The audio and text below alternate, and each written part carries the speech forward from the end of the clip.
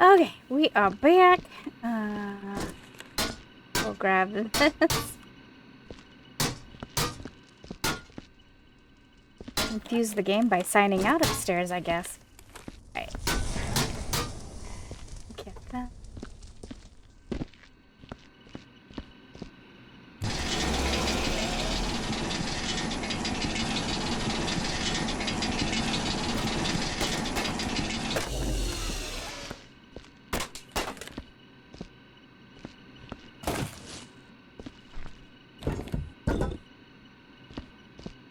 It's pretty early in the morning, but I couldn't sleep, and I was like, nah, let's do this. There's so many other maps I want to share with you guys, and this is what's taking so long. I still love it, though. Alright, I guess I'll grab some mops. Some mop buckets.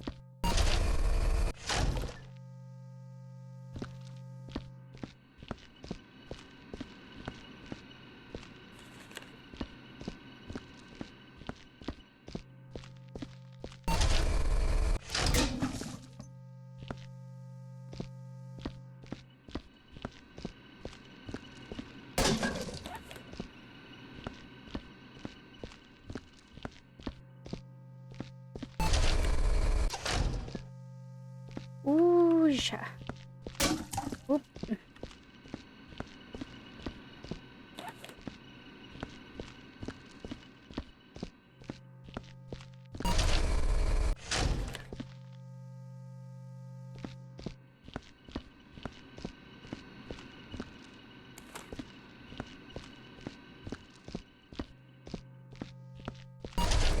When we go this way, I hear the lightsaber. Unless it's right up, maybe it's right above. Whoosh. Every time I am certain I am going to ruin the bucket.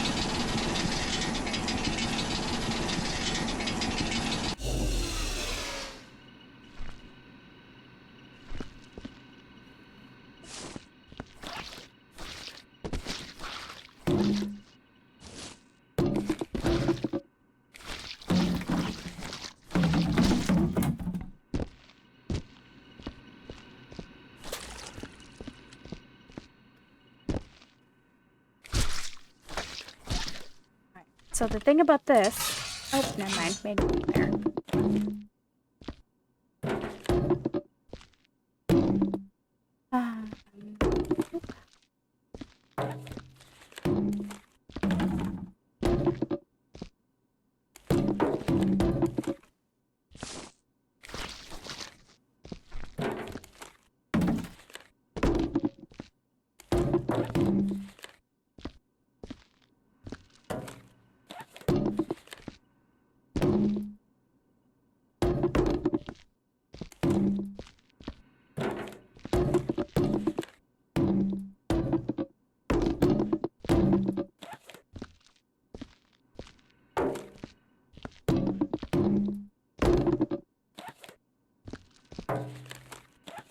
I don't know if anyone ever else is able to stack barrels. I can't stack barrels. Every time I do stack, I get a message about I tipped over barrel. I don't stack. Emma? Eva?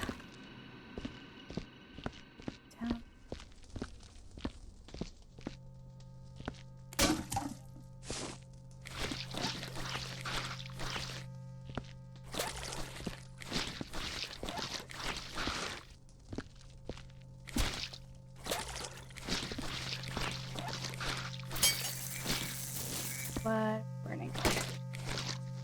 Fucking.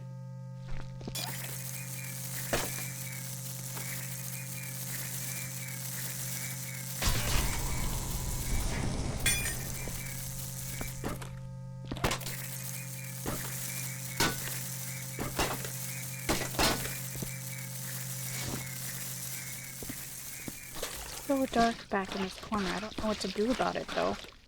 No, there's no, lights up here, and I don't necessarily trust bringing a light up because those things are so fragile. That bed.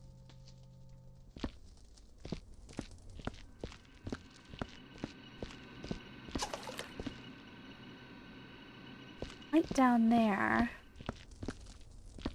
Could maybe.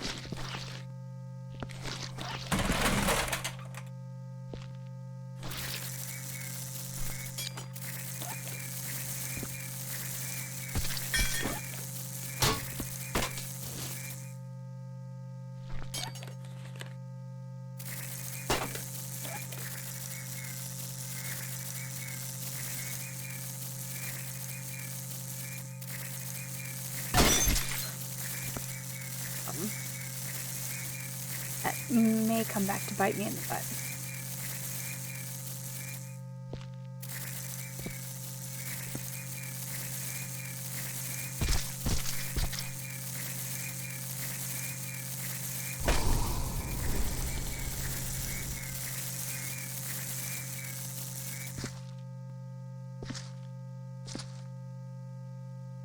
Floaty bear?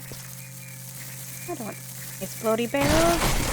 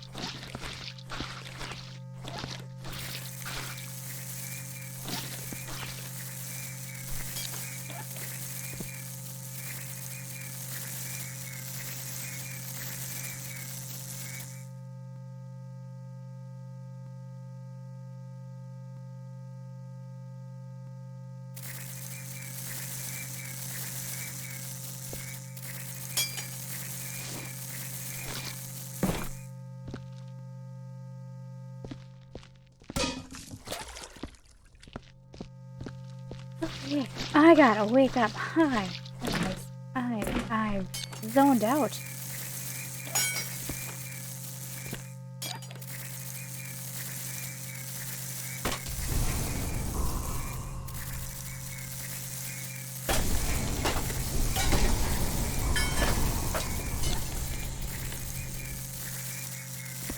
floaty barrels up there, is there?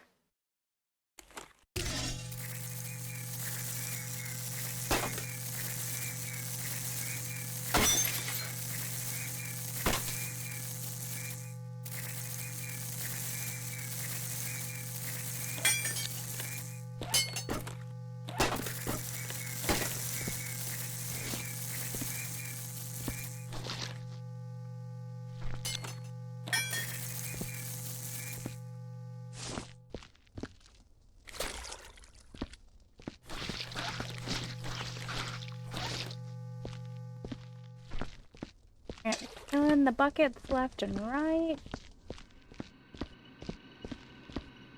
There. This.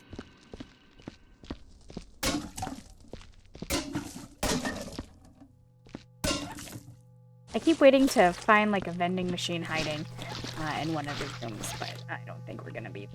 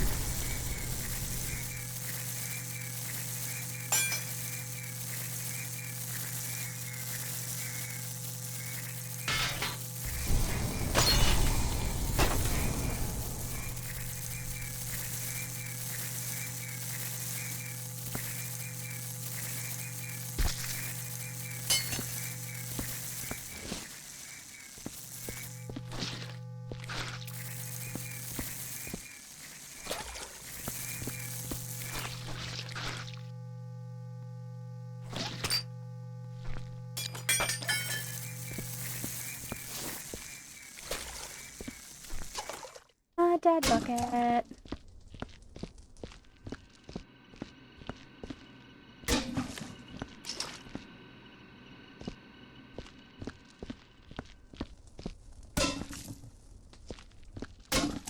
That's not a way to treat a bucket.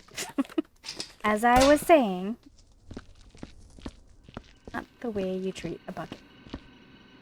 Deserve better, more respect than that. Bring it here.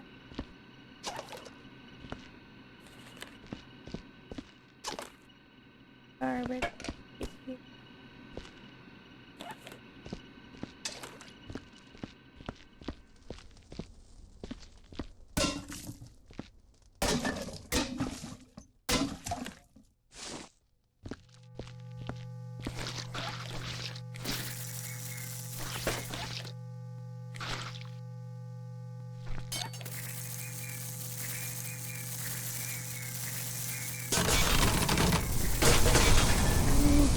No, no, no, no, no, no, no, no, no.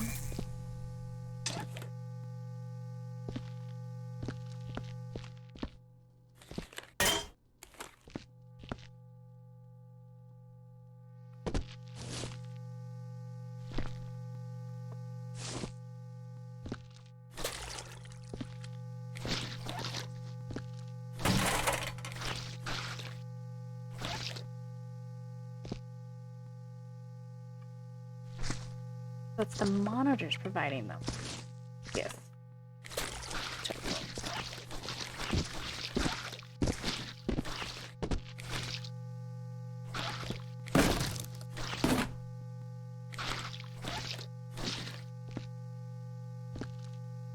light switch or anything, is there? What come super duper hand.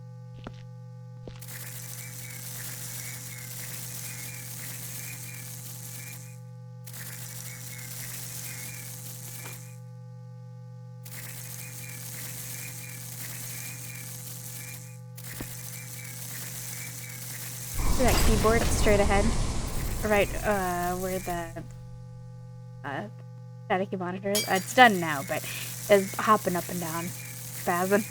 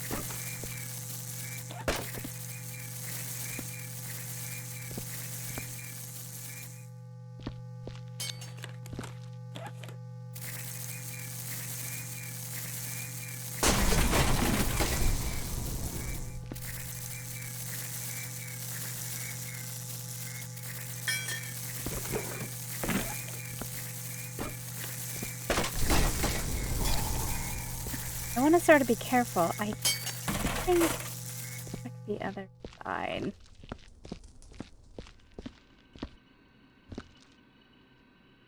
I'll be okay. No, I'm not. The other side, right directly on the other side of that wall, is the TNT.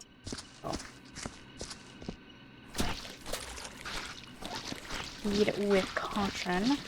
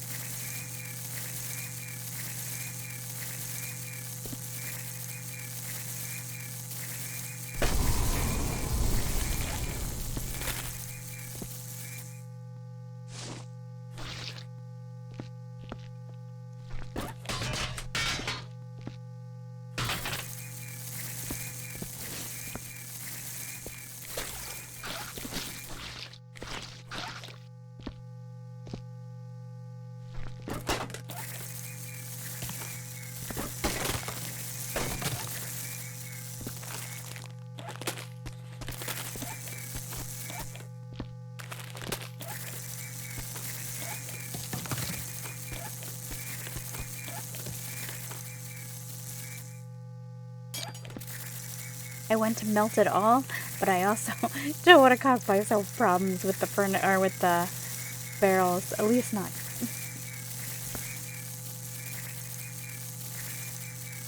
And so far, it hasn't done a really big job of traveling between rooms, any smoke or anything like that, or any flames.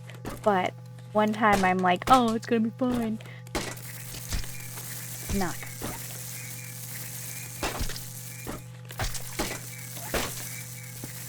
Let's get rid of buckets.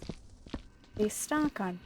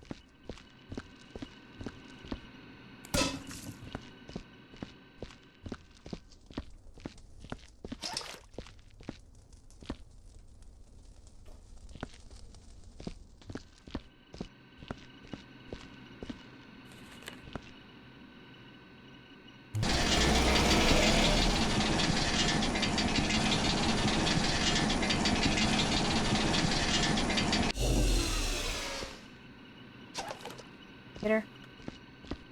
Probably for the best, though.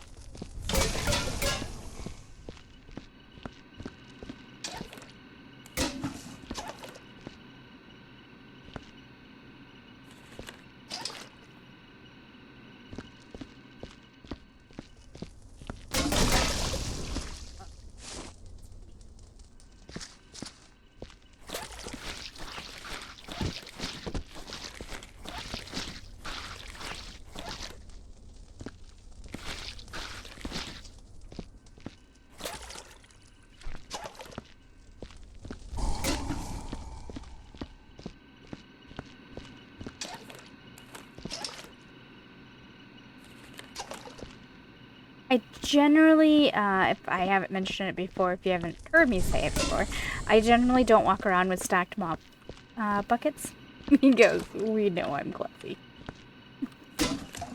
We know it's for the best.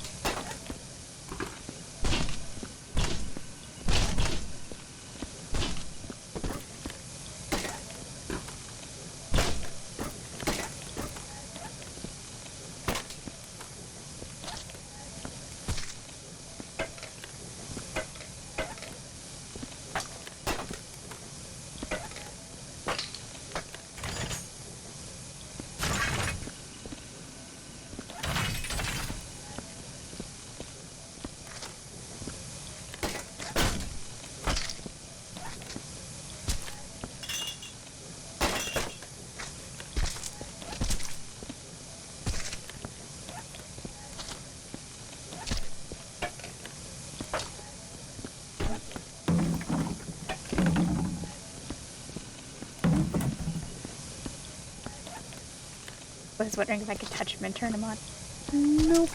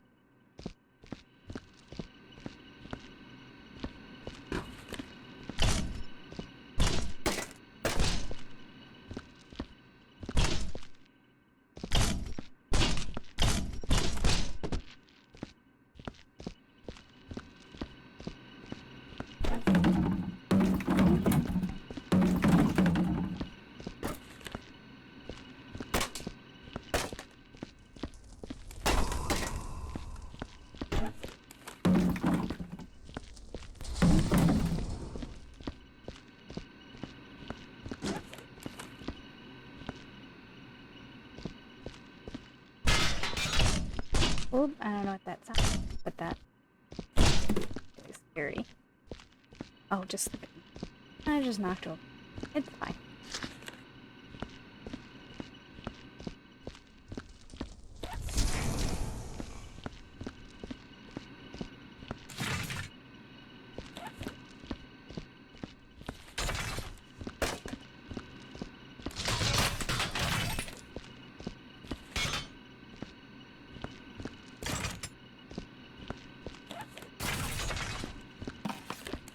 Oh, sorry. Hiccups. Hiccups!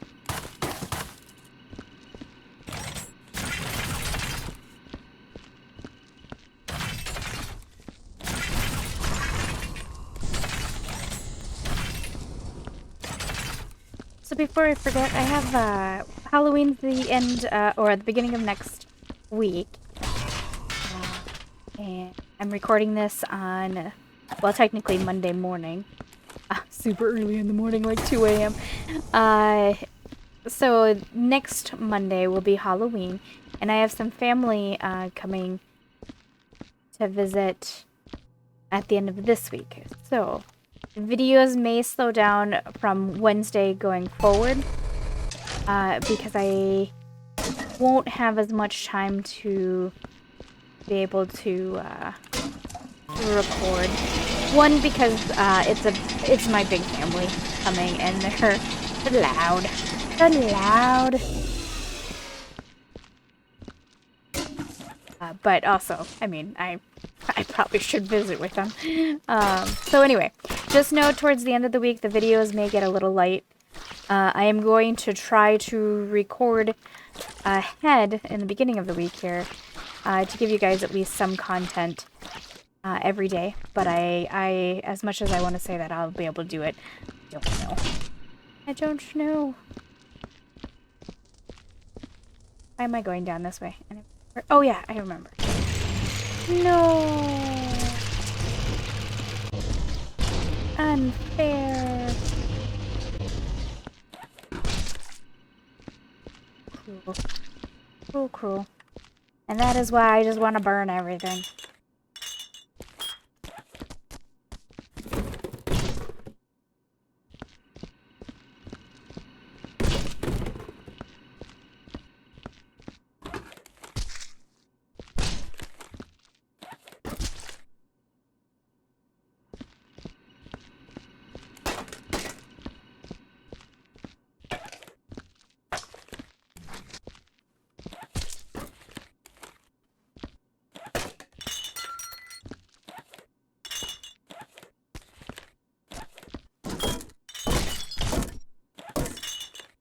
No, stop.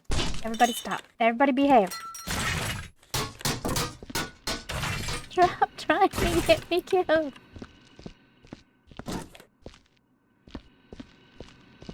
There's a leaf that goes right there. It must be that one right there that I'm looking at. When I walk past, it feels like it's up against the glass. Every once in a while, it startles me a little bit because I think it moved. But I think it's just me seeing it out of the corner. I'm not sure what I'm saying.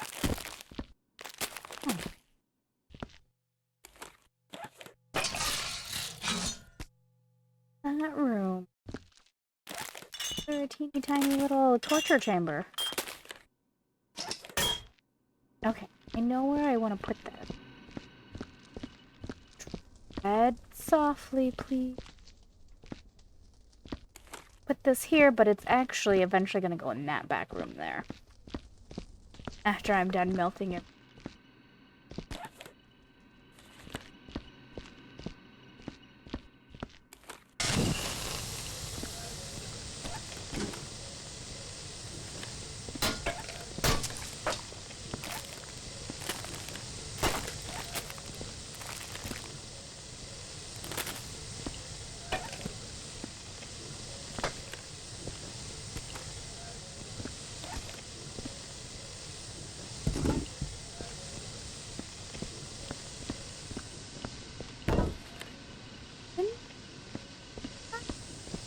I did.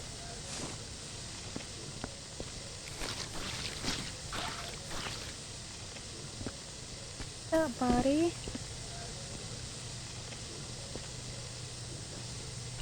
You didn't even get a proper view out there. You got the fake glass.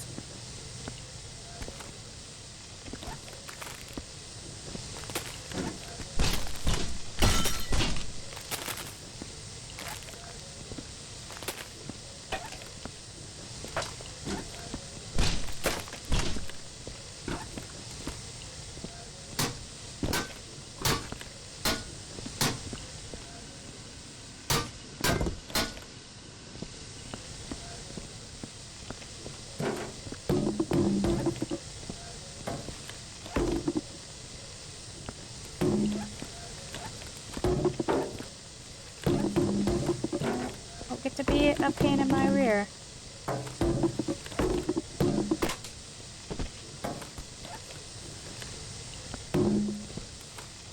Okay.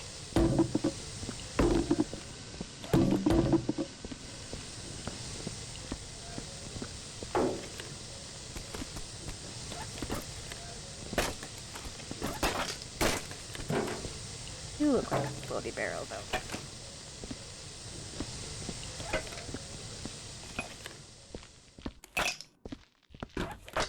I keep waiting for one of the map makers to use the TNT bucket machine. How awful that would be. I mean, the easy fix to that would to always have a bucket right next to the furnace, or right next to the mop maker, but still.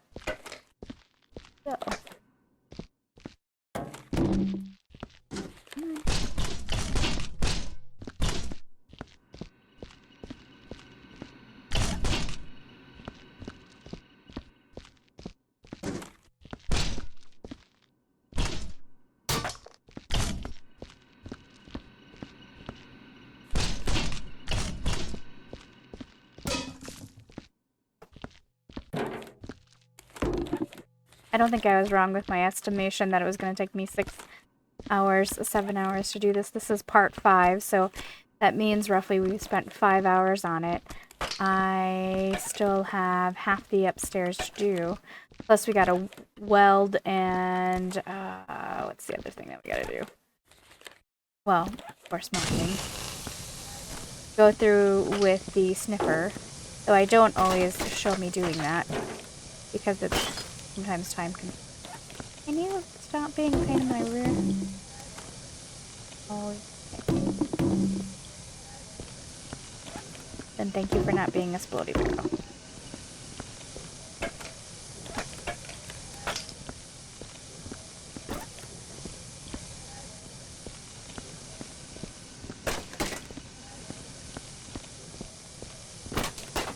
So I guess the first episode was only about 30 minutes long, so 4.5 hours. Right.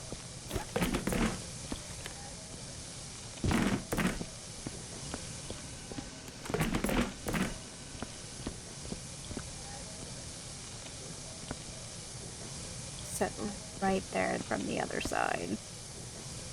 I want to be a little careful, make sure I don't blow myself up on accident. Exuberance and melting the stuff.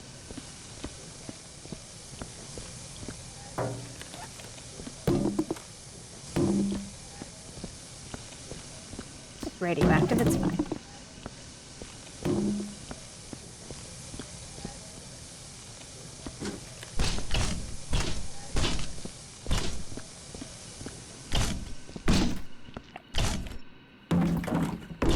How am I gonna...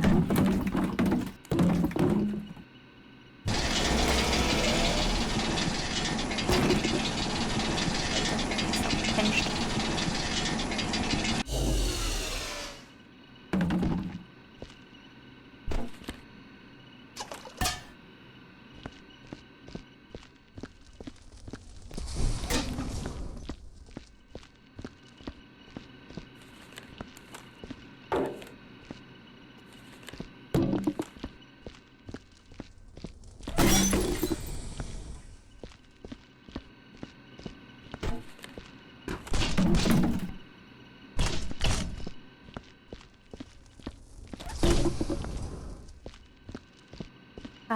The previous video I talked about how I got distracted because I had a warning on my phone about a thunderstorm, and I was all like, thunderstorm in October? What?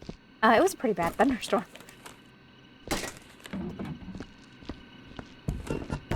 My Bella, who is a Papillon, and if you're not familiar with Papillons, they are a type of Chihuahua with really big ears. I jokingly say that they're her satellite dishes, and she can probably hear the traffic radio from one state over. But the poor thing, when it does storm, it freaks her out. She does the whole body quiver shaking thing and hides with me because she thinks she's going to die.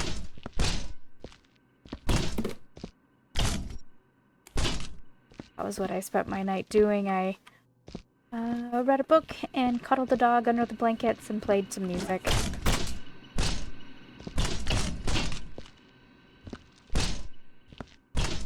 I've tried tuning the sound out with, you know, like music and whatever. She still hears right through it. She knows what that sound is. I keep going in this one and I don't...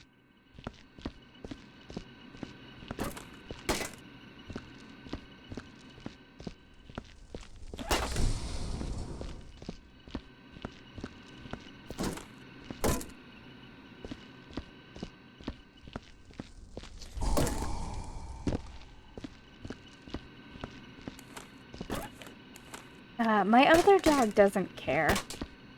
She's whatever. If it's super loud and really windy and things are really banging, then she'll show some concern. But it takes a lot to get her there. For the most part, that dog has never feared for her safety. I'm pretty sure she's fine. She's shy, though. That's the biggest difference between the two dogs. Bella is neurotic and scares easily, but she thinks everybody is on the planet to pet her. Which I guess she's not completely wrong. Kinsey, though, my other dog, which is a mutt, she's a mix between a terrier, a Yorkie, and a Shih Tzu.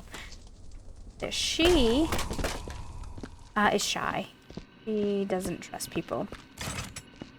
But one of the things is, I got Kenzie when she was a puppy, and raised her, and she's never known anything but love. You know, like, she knows that she is secure in her life, and she's spoiled rotten, and I love her to death. Where Bella is a bit of a rescue. While we don't have much of her history, we know that she was in her kennel all the time. And tiny little kennel, like a traveling kennel, you know, like what you put your dog in to travel with them, like that kind of kennel. And she was in it all the time, all the damn time. She has food insecurities. She's insecure about a lot of things, to be honest. Up we go. What else? The kennel situation. Okay, that was kind of funny. The kennel situation was a bit of a problem for me. I had to figure out how to handle, because I kennel trained Kenzie. So Kenzie goes into her kennel when we eat or when she just wants away from us. Which, surprisingly, I mean, while she wants nothing to sit on her lap, there is times where she just wants to go to her kennel and just chill there. Which is fine. You know, I want her to have that safe space. Bella is not kennel trained, but the kennel to her is a safe place. She shares it with Kenzie, and it's a really big kennel. It's a kennel the size for a big dog. Not my tiny little 5-pound dogs. But they share it. And she wants the kennel. She loves her kennel. But if you go to put her in there, when we're eating, we put them in the kennel, she fights us about it. 'Cause she's like, no, I don't want to be in the kennel. But that's still her safe spot. The other thing is, too, when I got her, they brought her to me in the little kennel, or the one that she was in all the time. And I went to go put it away, fold it up and tuck it away. And anytime I touched it to put it away, she would cry. So I actually had to be sneaky one day, and put it away when she wasn't looking. And that worked out well for me. But yeah, I don't know. My poor Bebez. She is not as secure about her life. She has a lot of fears. And I can respect that.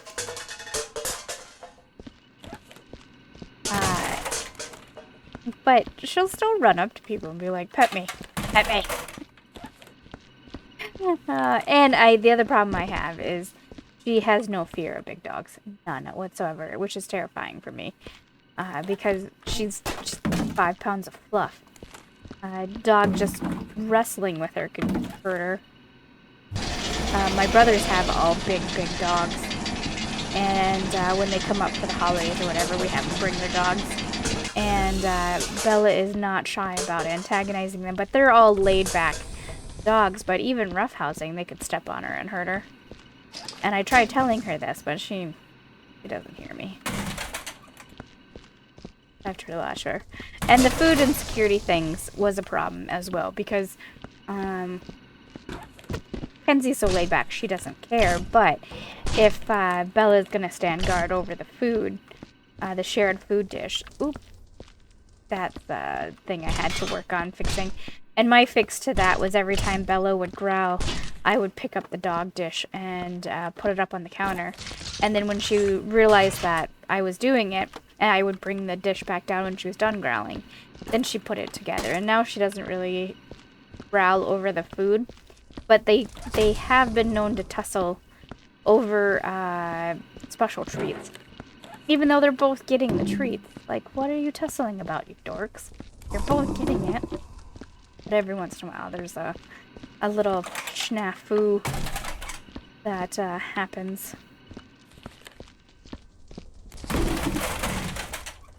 that I told you about my beloved dogs. If anyone had told me 10 years ago that I would love the dogs as much as I do, I would have called you a crazy person, because I didn't grow up with dogs. The only dogs I ever knew was the distant family members had a farm, and when I was in my young teens, pre-teens probably, I spent a couple of summers on their farms, and they, all I knew was outdoor dogs. And these weren't dogs that you would go up and cuddle. You maybe give them a pat on the head, but there was really no real affection. You know, like they didn't seek you out for pets or anything. Really, their whole job was to wrangle the herd, I guess. And I didn't particularly feel much for them, because they weren't overly approachable either. Ooh, story time, and I'm about to knock that over.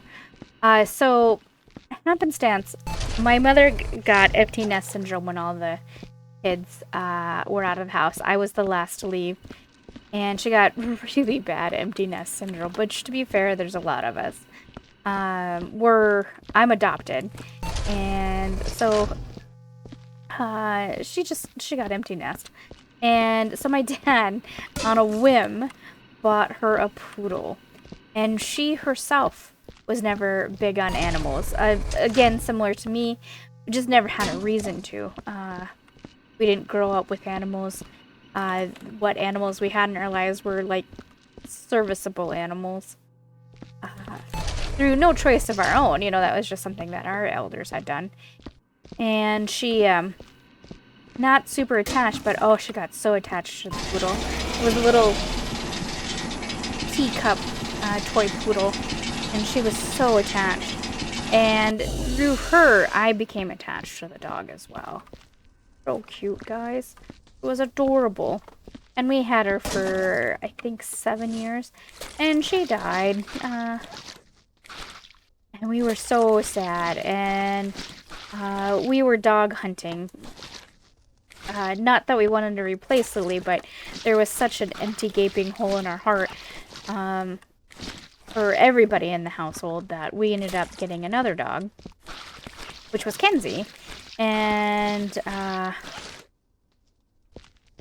we had Kenzie for about 4 years. And then by pure happenstance, I got Bella. I was babysitting her as a favor of a friend's type of situation, and realized she wasn't being treated very well, and I just ended up keeping her. I gave them an ultimatum. I said, "You're giving me the dog." Clearly, for them, the dog wasn't a responsibility. It was a toy, if that makes sense. And I was like, no, you can't have her. You don't know how to treat him. So anyway, I kept Bella. And it was a lot of work on my part, as far as how Bella goes, because she had never been used to people paying attention to her 24/7, and she desperately wanted that. Chihuahuas are the type of dog who desperately need constant love and care, and she wasn't used to that. So while she desperately wanted it, she didn't know how to react to it. Yeah.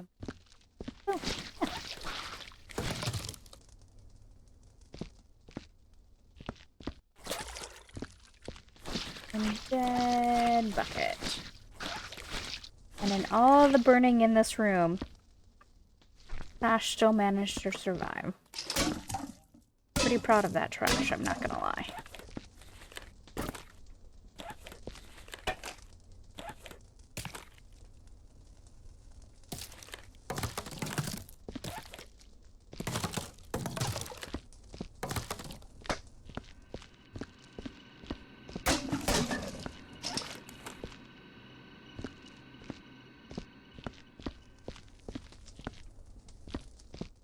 Since I'm in a talkative mood, I'm adopted.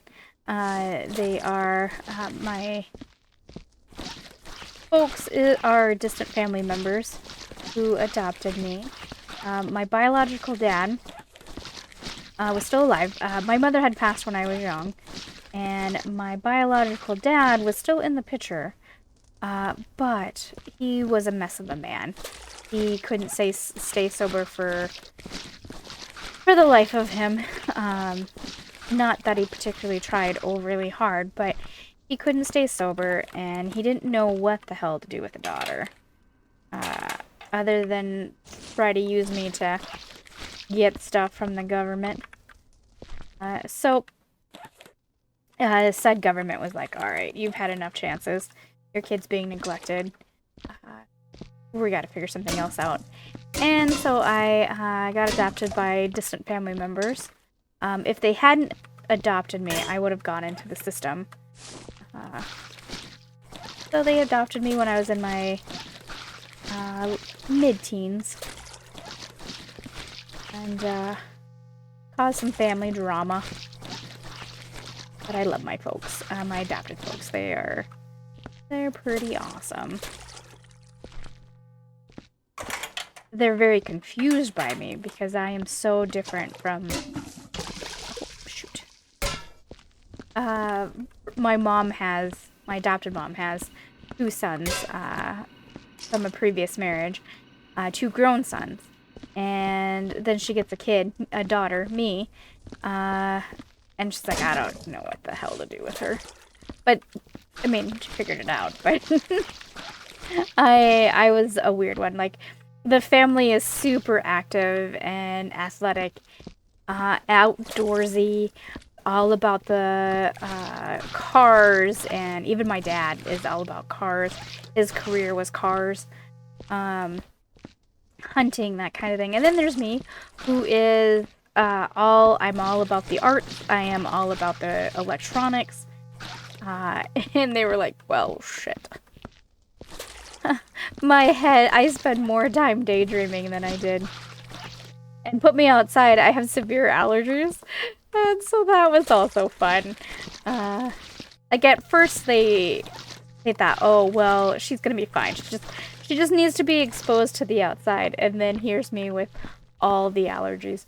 All of the allergies. My allergies are so bad. I'm allergic to pitted fruit.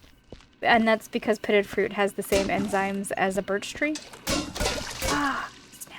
So what I'm really allergic to is birch trees, but my body's like, oh, if I eat an apple or if I eat a peach, my body's like, oh no, shit, put into a birch tree. Quick, make her die. So anyway, with the severe allergies, my family was like, well, she can't spend much time outside. What are we going to do about this? Nor did I have any interest either, because it made me so sick. So yes, they didn't... A not-so-healthy kid who daydreamed all the time. But we figured it out.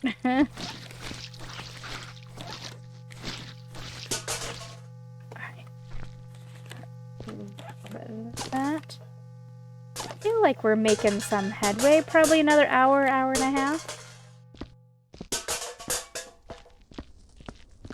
We have to get through this room here.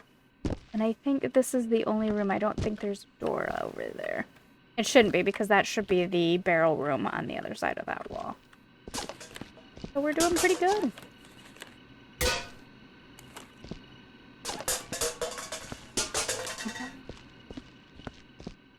What time? Going on an hour.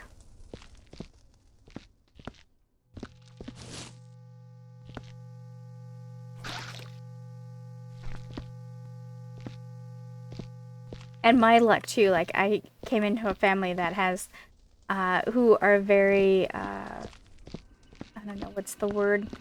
They're very factual. And then there's me, who is more emotional.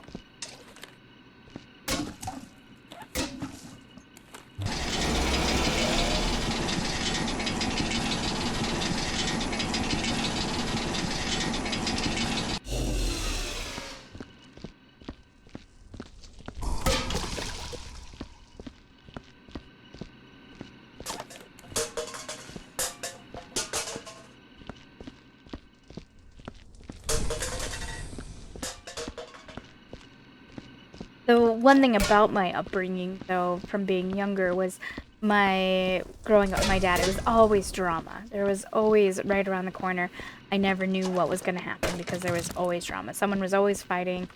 There was always police. There was always something bad happening. And so as the adult me, I'm very, very boring. I go out of my way to avoid the drama. To the point that I will even stop talking to people if there are high drama. I have no time for that, or the patience. Whoop.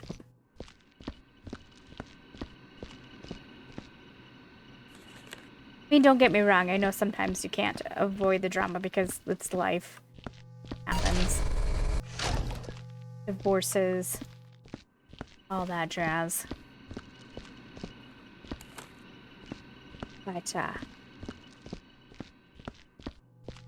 now that I talked your guys' ear off for an hour, well, probably for about 30 minutes. The first 30 minutes I was a bit sluggish.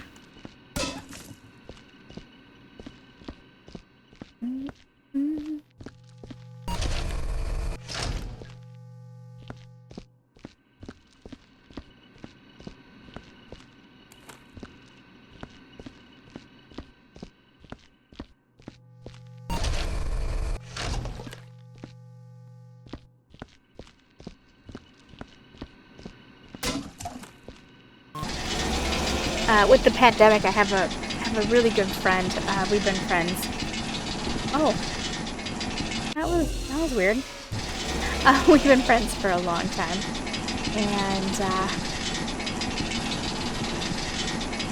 we've been through the pandemic. We keep trying to meet up. It didn't happen, and just recently we finally got to meet up and have dinner, and we were both kind of sitting there like, well, I don't have anything new to say. The pandemic ensured that I was kind of boring. The most I had to tell her was about me doing YouTube. The last time we had talked, she knew I was going to start a YouTube, but particularly didn't know any details about it. She is my biggest cheerleader, though, and I hope I am hers as well.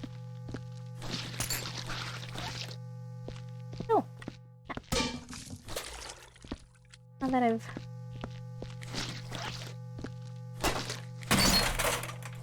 in the corner. Not tell.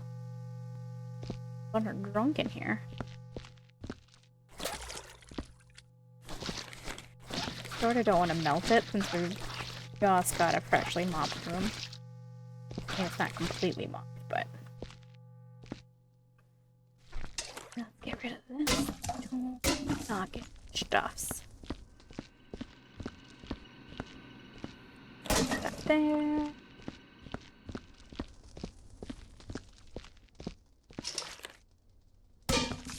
Slightly surprised that the bin here hasn't made me pay the price. I've signed out twice now with the full bin.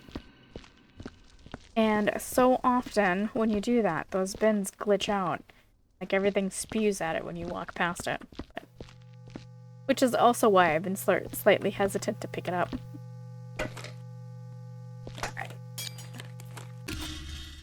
Alright.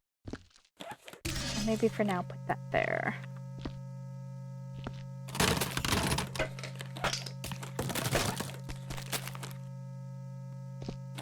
Thank you.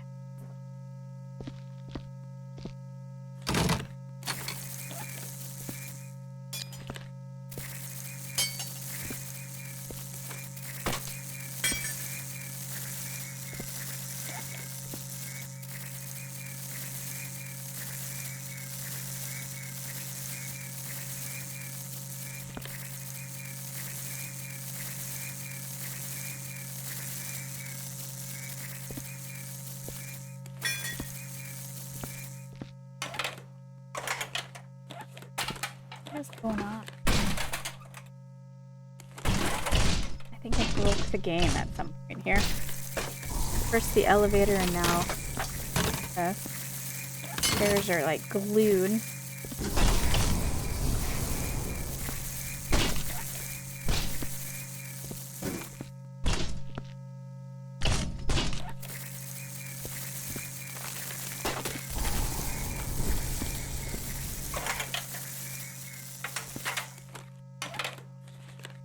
Try to be safe.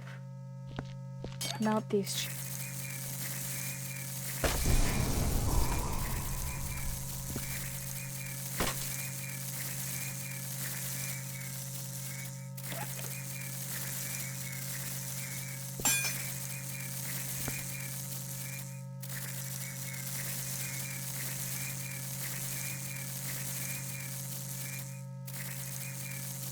I think the splody barrels are right here against the wall.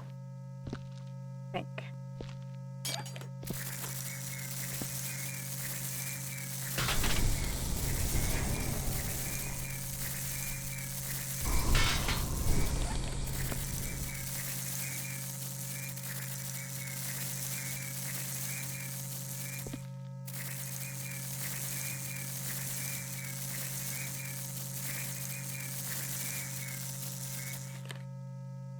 Tell if that's glass down there or if it's the scorch mark.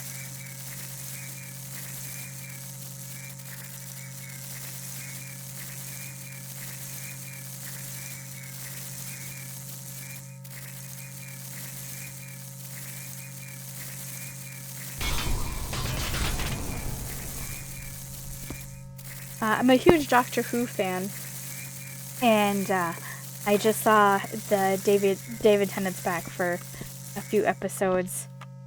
I'm so excited. David Tennant, of course, was my favorite Doctor, but I loved Matt Smith as a Doctor as well.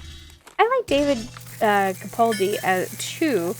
I really wanted to like Jodie. I feel like she was a good Doctor, but was given a terrible script, which I feel is horribly unfair to her because she tried with what she had. It's not her fault that the writers went that shit crazy. I goofed.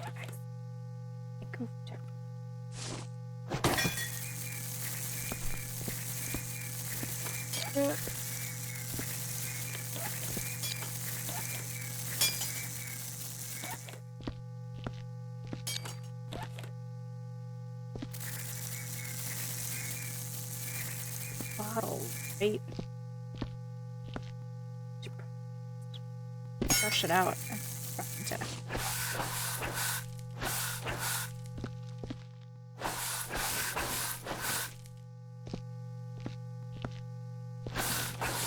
Yeah, just me. Okay. Maybe if I can spear through the table.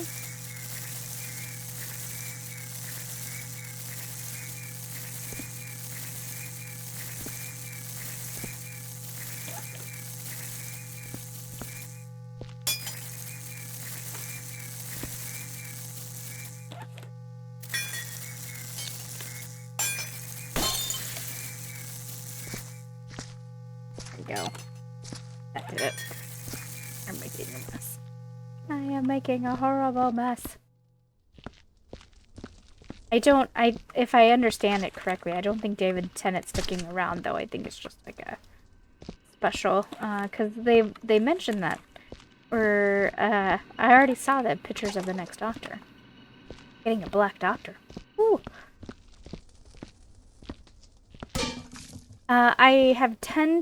I'm not like other fans, I don't think. I tend to try to give every new potential Doctor their chance. I don't think there was any Doctor that I was like, oh, this didn't work for me. Like, Jodie, I liked her, but I just think her story was horrific.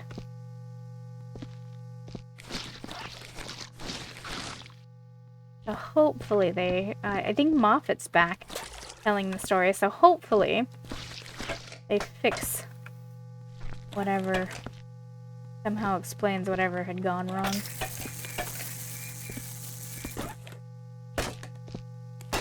I have to admit, nor have I watched every Jodie episode either. I had a hard time. I had such a hard time with her doctor's story being told.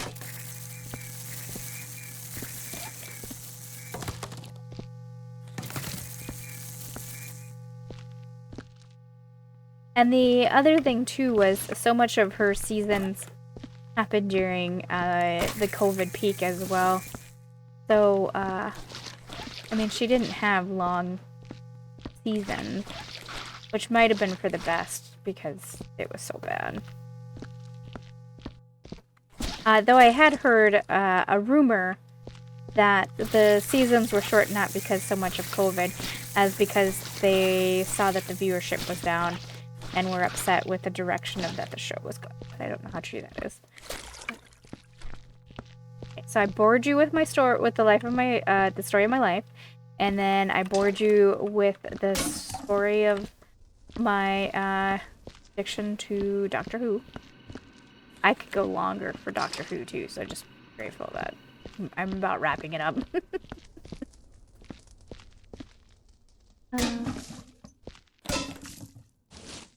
I know that a janitor who, you know, is one of our map makers, one of our greats, is also a Doctor Who fan. I know this because he has levels that have the Dalek in it. And that amuses the heck out of me. He even has one, I think it's Aqualand? I think Aqualand was the map that had the TARDIS in it. And it was the actual, like, TARDIS, not fake TARDIS. I mean, fake TARDIS, but he did as best of a replica that he could in Viscera. So if you're a Doctor Who fan and haven't played Aqualand, I highly recommend it.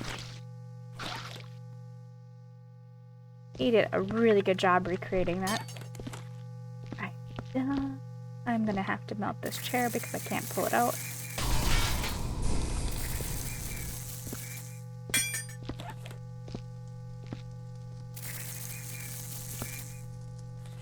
What is the,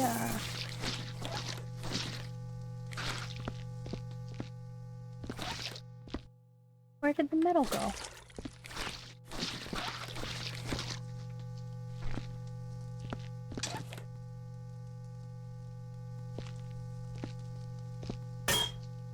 What do you see where the metal? Oh, I see it. You're gonna make me move it.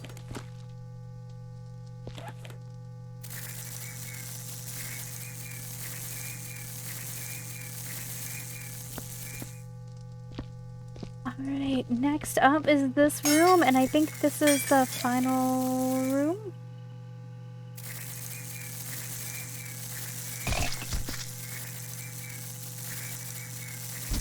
We got 3:15. It's been an hour and 11 minutes.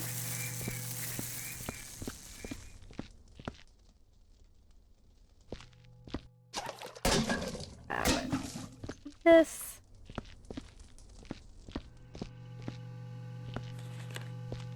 And for a change of pace, we have a nicely lit room.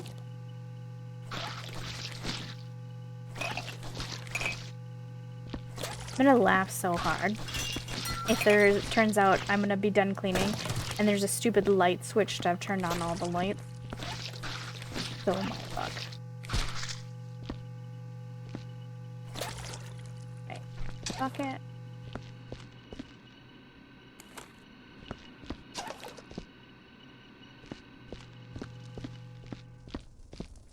Oh, I am dead. Stop walking into there.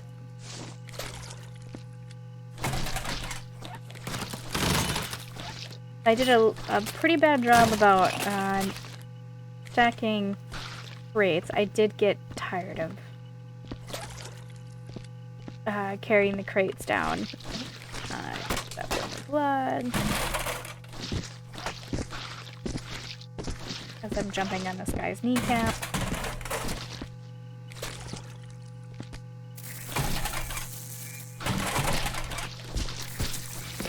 Just be careful with this.